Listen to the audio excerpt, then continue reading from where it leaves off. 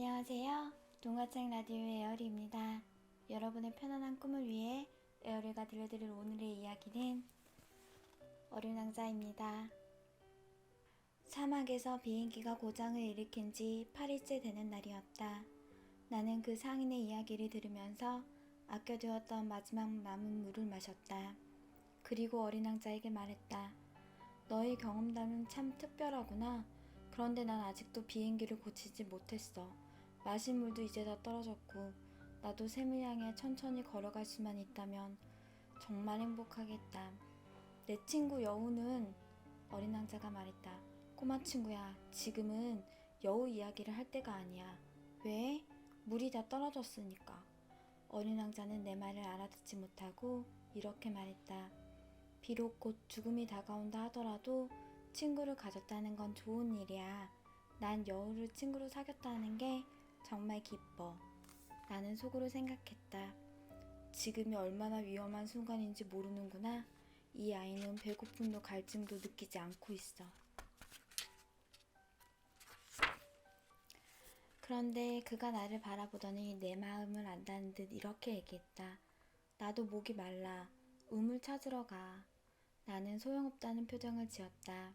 이 넓은 사막 한가운데서 무턱대고 우물을 찾아 나선다는 것은 너무 무모한 것이었다. 그런데도 우리는 걷기 시작했다. 몇 시간을 말없이 걷다 보니 어느새 어둠이 내리고 별들이 반짝이기 시작했다. 나는 타는 듯한 갈증으로 몸에 열이 있었기에 그 별들이 마치 꿈속에서처럼 몽롱하게 보였다. 어린 왕자의 말이 아련히 춤을 추고 있었다. 너도 목마르니? 내가 물었다. 그러나 그는 내 질문에는 대답하지 않고 이렇게 말했다. 물은 마음에도 좋을 거야. 나는 그 말뜻을 이해할 수 없었지만 아무 말 하지 않았다. 지금 그에게 질문을 해봐야 아무 소용이 없기 때문이다. 어린 왕자는 갑자기 피곤한지 털썩 주저앉았다. 나도 그의 곁에 앉았다. 잠시 침묵을 지키던 그가 다시 입을 열었다. 별들은 아름다워. 보이지 않는 한 송이 꽃 때문에. 그래, 나는 그렇게 대답하고 난 후 달빛 아래 주름처럼 펼쳐져 있는 모래 언덕을 말없이 바라보았다. 사막은 아름다워. 어린 왕자가 말했다. 그것은 사실이었다. 나는 언제나 사막을 좋아했다. 모래 언덕에 앉아있으면 아무것도 보이지 않고 아무 소리도 들리지 않는다. 그러나 그 침묵 속에는 찬란한 아름다움이 숨어있다. 사막이 아름다운 것은 그곳 어딘가에 샘을 감추고 있기 때문이야. 나는 사막의 아름다움이 무엇인지 깨닫고 흠칫 놀랐다. 어린 시절 나는 아주 낡고 오래된 집에서 살았다. 예전부터 전해져 오는 얘기로는 그 집 어디엔가 보물이 감추어져 있다고 했다. 물론 그것을 발견한 사람은 아무도 없었고 그것을 찾으려는 사람도 없었다. 그런데 그 집은 그 보물로 인해 마치 마법에 걸린 것처럼 환하게 빛났다. 우리 집은 보이지 않는 깊숙한 곳에 비밀을 간직하고 있으니까. 그래, 집이든 별이든 사막이든 그들을 아름답게 하는 건 눈에 보이지 않는 것들이지. 내가 어린 왕자에게 말했다. 아저씨가 내 여우와 같은 생각을 갖고 있어서 기뻐. 어린 왕자가 말했다. 어린 왕자가 잠이 들어 나는 그를 안고 다시 걷기 시작했다. 나는 가슴이 벅차올랐다. 깨지기 쉬운 어떤 보물을 안고 가는 느낌이 들었다. 마치 이 지구에는 이보다 더 연약한 존재는 없을 것 같은 느낌마저 들었다. 달빛 아래 비치는 어린 왕자의 창백한 이마, 꼭 감은 두 눈, 그리고 바람결에 나부끼는 머리카락을 바라보며 생각했다. 여기 보이는 건 껍데기에 지나지 않아. 가장 중요한 것은 눈에 보이지 않아. 살짝 열린 그의 입술이 보일 듯 말 듯 미소를 띄운 그 순간 나는 또 생각했다. 잠든 어린 왕자가 이토록 나를 감동시키는 것은 꽃 향송이를 향한 그의 마음 때문이야. 그가 잠들어 있을 때에도 한 송이 장미꽃은 등불처럼 그의 마음속에서 빛나고 있어. 그런 생각이 들자 그가 더욱 가련해 보였다. 그의 마음속 등불을 잘 보호해 주어야 한다. 한 줄기 바람에도 꺼질 수 있기 때문에. 그렇게 밤새 걸었던 나는 동트 무렵에 우물을 발견했다. 어린 왕자가 말했다. 사람들은 저마다 급행열차에 몸을 싣지만 정작 자기들이 무엇을 찾으러 가는지는 모르고 있어. 그래서 초조해하며 제자리를 맴돌고 있기만 해. 잠시 후 그는 다시 말을 이었다. 그럴 필요가 없는데. 우리가 찾아낸 우물은 사하라 사막의 우물과는 달랐다. 사하라의 우물은 보통 모래밭에 구멍을 파놓은 것들이다. 그런데 이 우물은 마을에서 볼 수 있는 우물과 비슷했다. 그러나 이곳에는 마을이라고는 없었다. 나는 꿈을 꾸는 것 같았다. 참 이상하군. 모든 게 갖추어져 있잖아. 도르래, 물통, 밧줄. 내가 이렇게 말하자 그는 웃으면서 도르래를 잡아당겼다. 오랫동안 잠을 자고 있던 낡은 풍차가 바람에 흔들리듯 도르래는 삐거덕 소리를 냈다. 이 소리 들려? 우리가 이 우물을 잠에서 깨운 거야. 우물이 노래를 하잖아. 어린 왕자가 말했다.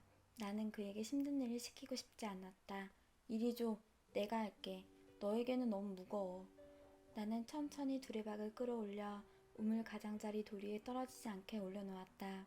내 귀에는 도르래의 노랫소리가 쟁쟁하게 울렸고 두레박 속 출렁이는 물 위에는 해가 일렁이고 있었다. 이 물을 마시고 싶어. 물을 좀 줘. 어린 왕자가 말했다. 그제서야 나는 그가 찾고 있는 게 무엇인지 깨달았다. 나는 두레박을 그의 입술에 대주었다. 그는 눈을 감고 물을 마셨다. 축제처럼 감미로운 순간이었다. 그 물은 물 이상의 다른 어떤 것이었다. 그것은 별빛 아래 밤새 걸어서 찾아내 도르래의 노랫소리에 맞춰 내 두 팔의 노력으로 만들어둔 것이었다. 이 물은 마치 선물을 받았을 때처럼 내 마음을 기쁘게 했다. 내가 어렸을 때 크리스마스 트리의 불빛과 자정미사에서 들었던 음악소리, 사람들의 부드러운 미소로 인해 내가 받은 선물이 더욱 빛나 보였던 것과 같은 이치다.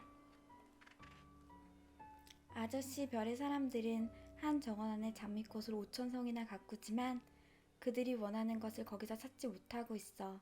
어린 왕자가 말했다. 그래, 네 말이 맞아. 그렇지만 그들이 찾는 것을 단 한 송이의 꽃이나 한 모금의 물에서도 찾을 수 있어. 그래, 그럴 수도 있지. 어린 왕자가 말했다. 그러나 눈으로 보이는 것이 아니야. 마음으로 찾아야 해. 나는 물을 마시고 숨을 한번 크게 쉬었다. 마음이 편안해졌다. 물에는 햇빛을 받으면 꿀 빛깔이 띈다. 나는 그 모습에 행복감을 느꼈다. 약속을 지켜줄 거지? 다시 내 곁으로 와서 앉아있던 어린 왕자가 내게 살며시 말했다. 약속? 무슨 약속? 약속했잖아. 양에게 입마개를 씌워준다고. 난 그곳에 책임이 있어. 나는 주머니에서 내가 그려뒀던 그림을 꺼냈다. 어린 왕자는 그림을 보고 웃으면서 말했다. 아저씨가 그린 바오밥 나무는 꼭 양배추처럼 생겼어. 아, 그래? 난 바오밥 나무 그림만큼은 제대로 그렸다고 자신하고 있었다. 그리고 아저씨가 그린 이 여우는 귀가 꼭 뿔처럼 생겼어. 너무 길기도 하고. 어린 왕자는 이렇게 말하며 웃었다. 그런 말 마. 나는 속이 보이는 보아뱀과 속이 안 보이는 보아뱀밖에 못 그린다니까. 아, 그건 괜찮아. 아이들은 다 알고 있으니까. 나는 입마개를 그려 그에게 주면서 물었다. 이제 너는 어떻게 할 거니? 그러자 그는 대답 대신 이렇게 말했다.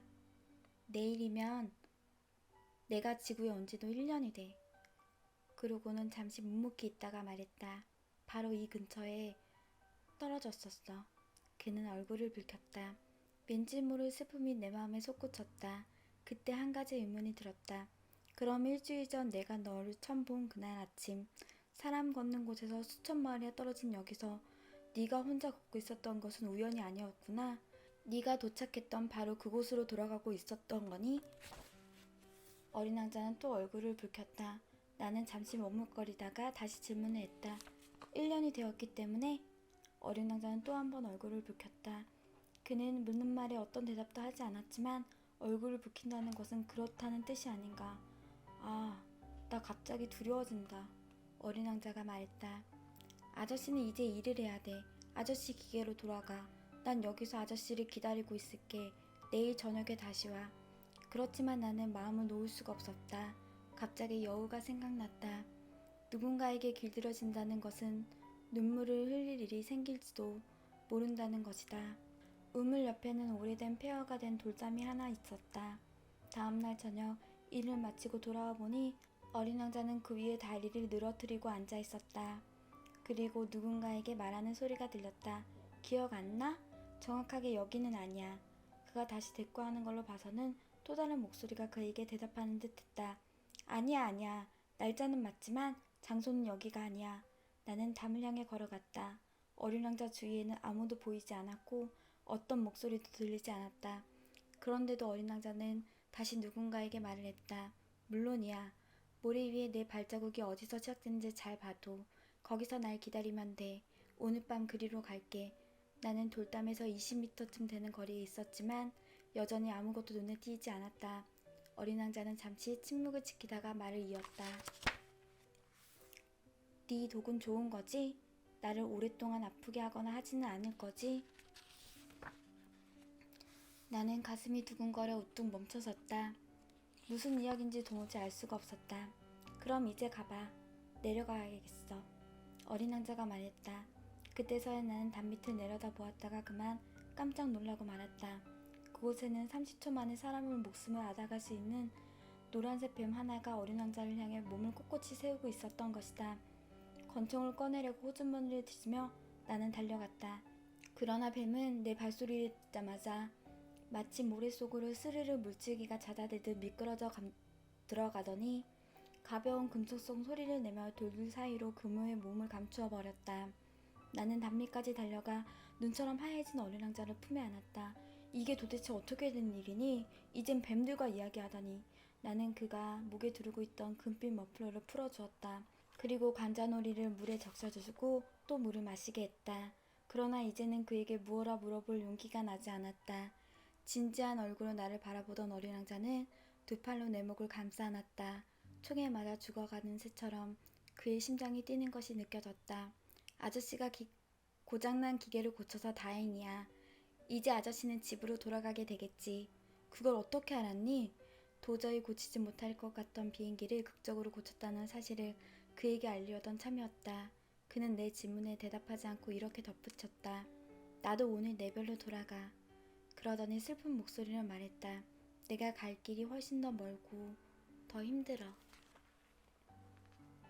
영영 돌이킬 수 없는 어떤 일이 일어나고 있다는 느낌에 나는 다시 눈앞이 캄캄해졌다. 어린 왕자의 웃음소리를 영영 다시 들을 수 없게 되리라는 생각이 들자 견디기 힘들었다.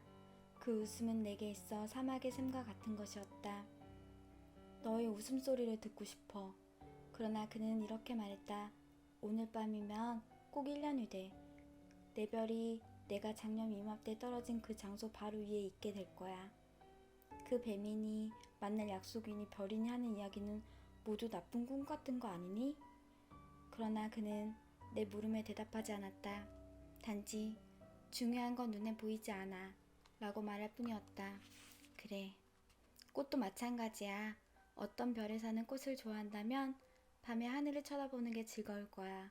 어느 별에나 다 꽃이 필 테니까. 그래, 물도 마찬가지야. 아저씨가 내게 준 그 물은 마치 음악 같았어. 도르래와 발주 때문에. 기억하지? 정말 맛있는 물이었어. 그래. 밤마다 별들을 바라봐. 내 별은 너무 작아서 어디 있는지 가르쳐 줄 수가 없어. 그 편이 더 좋아. 내 별은 아저씨에게는 여러 별들 중 하나일 뿐이지. 그럼 아저씨는 어느 별이든지 바라보면서 즐거워할 테니까 그 별들이 모두 아저씨 친구가 될 거야. 그리고 내가 아저씨에게 선물을 하나 하려고 해. 그렇게 말하면서 어린 왕자는 웃었다. 아, 난 그 웃음소리가 좋아. 그게 바로 내 선물이야. 그건 물도 마찬가지야. 무슨 뜻이지? 모든 사람들에게 별들이 다 같지는 않아. 여행하는 사람에게 별은 길잡이가 돼. 또 어떤 사람들에겐 그저 조그만 빛일 뿐이고 학자에게는 연구해야 될 대상이고 내가 만든 사업가에게 별은 황금이었어. 하지만 모든 별들을 침묵이 지키고 있어. 아저씨는 누구도 갖지 못한 별을 갖게 될 거야. 그건 또 무슨 뜻이지? 밤에 하늘을 바라볼 때면 내가 그 별들 중 하나에 살고 있을 테니까 내가 그 중 한 별에서 웃고 있을 테니까 모든 별들이 다 아저씨에겐 웃고 있는 듯이 보일 거야. 아저씨는 웃을 줄 아는 별들을 가지게 되는 거야. 그는 또 웃었다. 그래서 아저씨의 슬픔이 사라지게 되면 나를 알게 된 것을 기뻐할 거야. 아저씨는 언제까지나 나의 친구로 있을 거야. 나와 함께 웃고 싶을 거고, 그래서 가끔 괜히 창문을 열게 되겠지. 그럼 아저씨 친구들은 아저씨가 하늘을 바라보며 웃는 것을 보고 이상하게 생각할 거야. 그러면 그들에게 이렇게 말해줘. 난 별들을 보면 언제나 웃음이 나와. 그들은 아저씨가 미쳤다고 생각할지도 몰라. 난 그럼 아저씨에게 못된 짓을 한 셈이네. 그리고 그는 다시 웃었다. 그렇게 되면 내가 아저씨에게 별들이 아니라 웃을 줄 아는 조그만 방울들을 잔뜩 준 셈이 되는 거지. 그리고 그는 또 한 번 웃었다. 어린 왕자는 다시 심각한 표정을 지으며 말했다. 오늘 밤에는 오지 마. 난 네 곁을 떠나지 않을 거야. 난 아픈 것처럼 보일 거야. 죽은 것처럼 보일지도 몰라. 그럴 거야. 그런 모습을 보이고 싶지 않아. 그럴 필요 없어. 난 네 곁을 떠나지 않을 거야. 그러자 그는 근심스러운 표정을 지었다. 내가 이렇게 말하는 건 뱀 때문이야. 뱀이 아저씨를 물면 안 되니까. 뱀은 사나워. 괜히 장난삼아 물기도 하고. 난 네 곁을 떠나지 않을 거야. 그러나 그는 무슨 생각을 했는지 안심하는 듯 했다. 그래 맞아. 두 번째 물 때는 독이 없다고 했지. 그날 밤 나는 그가 길을 떠나는 걸 보지 못했다. 그는 소리 없이 사라졌다. 서둘러 뒤쫓아갔을 때 그는 빠른 걸음으로 주저없이 걸어가고 있었다. 나를 보자 그는 그저 이렇게 말할 뿐이었다. 아, 아저씨 왔어? 그리고 내 손을 잡으며 걱정하면서 말했다. 이러면 안 돼. 아저씨 마음이 아플 텐데. 내가 죽은 것처럼 보일 거야. 정말로 죽은 건 아닌데. 나는 아무 말도 하지 않았다. 알겠지만 내 별은 너무 멀어서 이 몸으로는 갈 수가 없어. 그건 너무 힘든 일이야. 나는 아무 말도 하지 못했다. 내 몸은 버려야 할 껍데기 같은 거야. 낡은 껍데기를 버린다고 슬퍼할 건 없어. 나는 아무 말도 하지 않았다. 그는 조금 풀이 죽어 있는 듯이 보였다. 하지만 다시 용기를 내려고 했었다. 참 좋겠지? 나도 별들을 바라볼 거야. 모든 별들이 다 녹슨 도르래가 있는 우물로 보이게 될 테니까. 별들이 모두 내게 마실 물을 부어주겠지. 나는 아무 말도 하지 않았다. 정말 재미있을 거야. 아저씨는 5억 개의 작은 방울들을 가지게 되고 나는 5억 개의 샘을 가지게 될 테니. 그렇게 말하고는 그는 입을 다물었다. 그는 울고 있었다. 저기야, 나 혼자 한 발짝만 걸어가게 해줘. 그러더니 그는 그 자리에 주저앉았다. 무서웠기 때문이었다. 그가 다시 말했다. 아저씨, 내 꽃말인데 나는 그꽃에 책임이 있어. 더구나 그꽃은 너무나 연약하거든.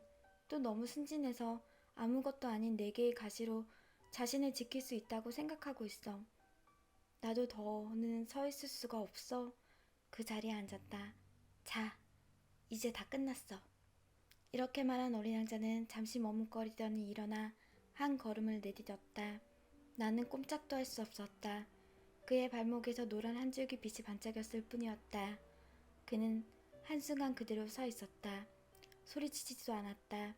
그리고 나무가 쓰러지듯 그는 스르르 쓰러졌다. 모래 때문에 소리조차 들리지 않았다. 그러니까 그게 벌써 6해 전의 일이었다. 나는 이 이야기를 누구에게도 하지 않았다. 나를 다시 만난 친구들은 내가 살아 들어온 것을 매우 기뻐했다. 나는 슬펐지만 너무 지쳐서 그렇게 보일 뿐이라고 그들에게 말했다. 이제는 내 슬픔도 조금 가셨다. 다시 말해 완전히 잊은 것은 아니라는 뜻이다. 하지만 나는 그가 그의 별로 돌아갔을 때를 알고 있다. 다음에 해가 떴을 때 그의 몸은 온데간데 없었기 때문이다. 그의 몸은 그리 무겁지 않았다. 그래서 밤이면 나는 별들의 소리를 귀 기울여 듣고 난다. 그 소리는 5억 개의 작은 방울과 같은 것이었다. 아, 그런데 뒤늦게 생각한 것이 있었다.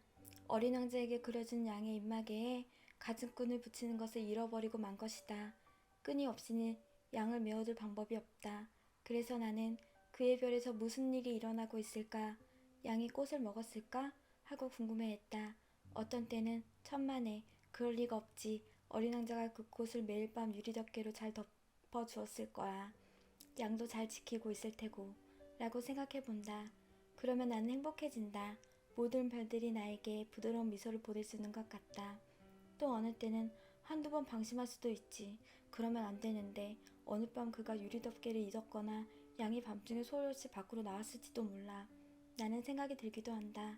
그러면 작은 방울들은 모두 눈물방울로 변한다. 이건 정말이지 신기한 일이다.